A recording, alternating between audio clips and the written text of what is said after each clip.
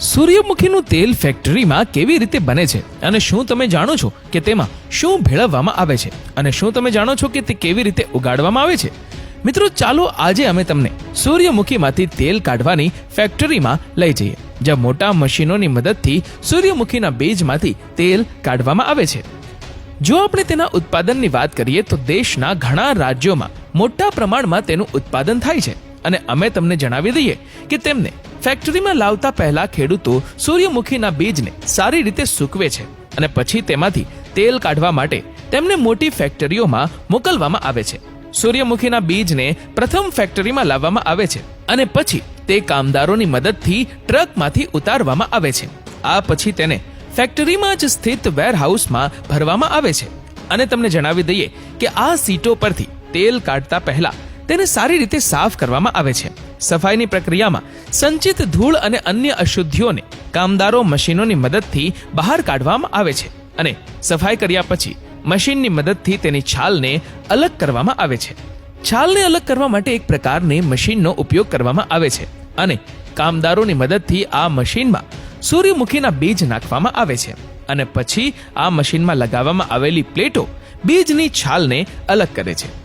હવે આપણી પાસે શુદ્ધ બીજ બાકી છે. હવે તે આગળના પ્રોસેસરોમાં પસાર થાય છે અને આ પ્રક્રિયા ગ્રાઇન્ડિંગ દ્વારા કરવામાં આવે છે.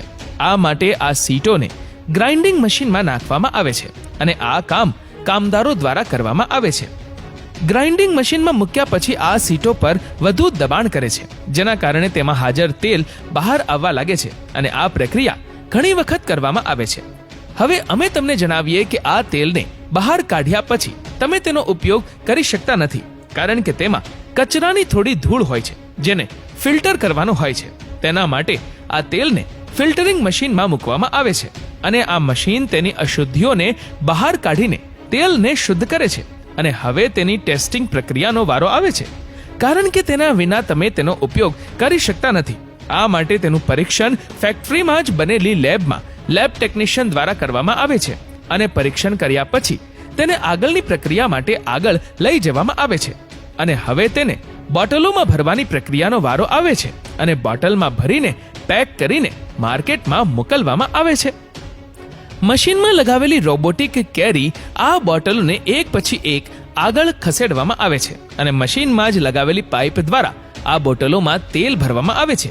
આ રીતે હજારો બોટલો થોડા જ કલાકોમાં ભરાઈ જાય છે. આ પછી આ તેલને કન્વેયર બેલ્ટની મદદથી એક પછી એક આગળ ખસેડવામાં આવે છે, જ્યાં લેવલિંગ પ્રક્રિયા હાથ ધરવામાં આવે છે. આ માટે લેવલ મશીનની મદદથી કંપનીના કર્મચારીઓનું લેબલ રોબોટિક આર્મની મદદથી બોટલો પર યોગ્ય રીતે ચોંટી જાય છે. ત્યારે જ ખબર પડશે કે તે કઈ કંપનીનો માલ છે.